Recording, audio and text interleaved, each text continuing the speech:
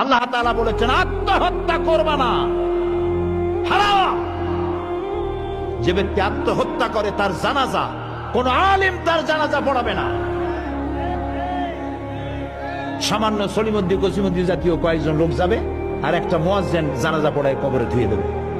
বড় জানাজা হবে না, বড় আলেম জানাজা পড়াবে না, যেহেতু সে জাহান্নামে যাবে। আত্মহত্যাকারী কোথায় যাবে?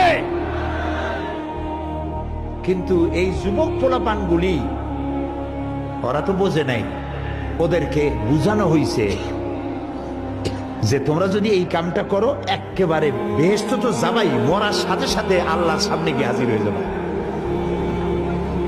আপনারা ক্যারাম বোর্ড খেলা নিশ্চয়ই দেখেছেন অনেকে।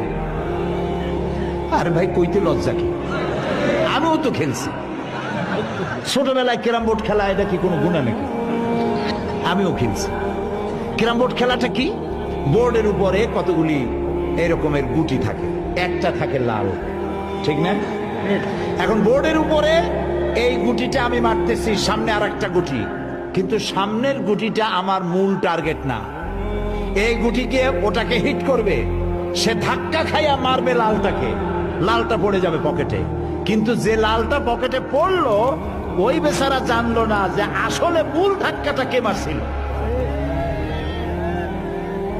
কাজী এই যে যুবক পোলাপানগুলি ইসলামের জন্য জীবন দিতে, জীবন দেওয়া সহজ ব্যাপার না।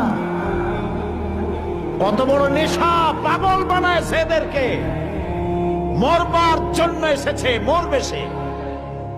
একজনে নাকি মোষ খুব বড় ছিল, হাত দিয়ে মোষ এরকম উঁচা করিয়া তারপরে মদ খাইতেছে বহুত কষ্ট করে। তারপরে লোকেরা বললো তো তুমি এত কষ্ট করে মদ খাইতেছো কেন, হাত দিয়ে মোষ এত উঁচা করিয়া? কয় যে ওলামাদের কাছে শুনেছি কিছু পান করার সময় মোষ ভিজলে তা নাকি মকরু হয়। ও খাইতেছে কিন্তু মকরুর ভয় করতেছে।